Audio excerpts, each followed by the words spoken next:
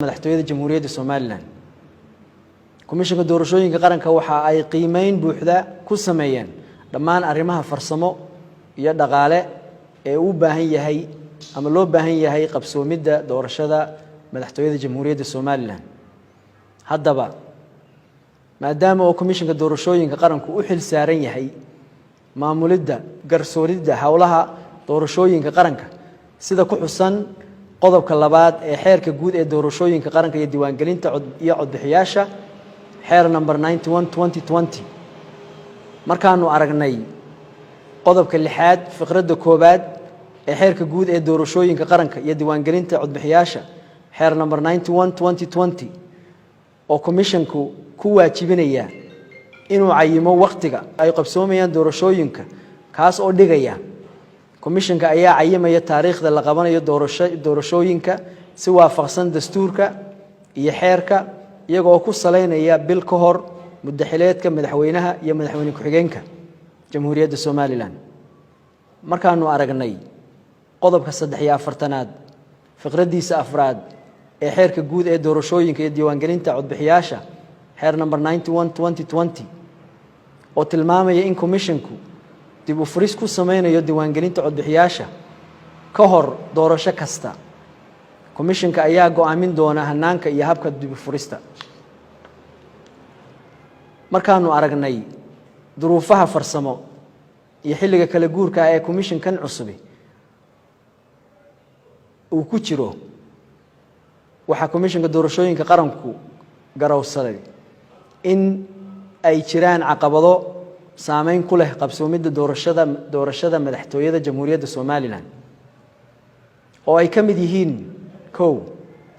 muddada ka hadhay doorashada madaxtooyada Jamhuuriyadda Soomaaliland oo aanay suurtagal ahayn in lagu qabto maadaama oo ay ka hadhsan yihiin 49 maalmood oo kaliya diiwaangelinta codbixiyaasha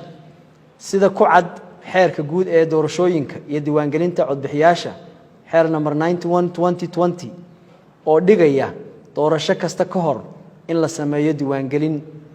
welina diiwaangelinta lama sameyn miisaaniyadda diiwaangelinta iyo doorashooyinka waxaa sidoo kale muhiim ah in diiwaangelinta iyo qabsoomidda doorashada madaxtooyadaba la helo miisaaniyad ku filan oo dhammaystiran sidaa daraaddeed komishanka doorashooyinka qaranku wuxuu soo saarayaa go'aamadan in doorashada madaxtooyada Jamhuuriyadda Soomaaliland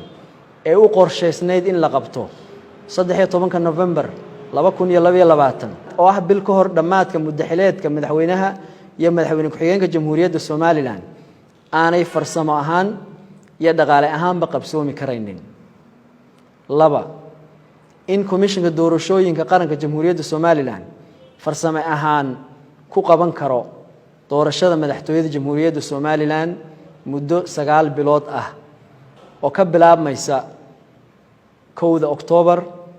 2022 gabagabadii komishanka doorashooyinka qaranku wuxuu muddada 9 bilood ah ku diyaarinayaa dhammaan arrimaha farsamo iyo arrimaha dhaqaale ee uu baahan yahay ama looga baahan yahay diiwaangelinta codbixiyaasha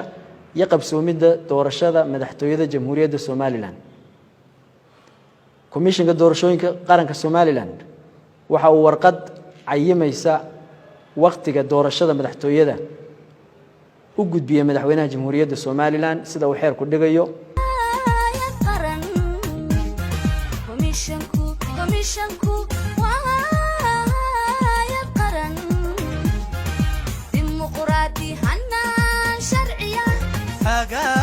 doorashada xaq soora xisbiyo qofna aanu wiilin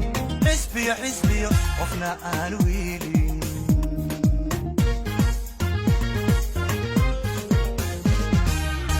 komishanku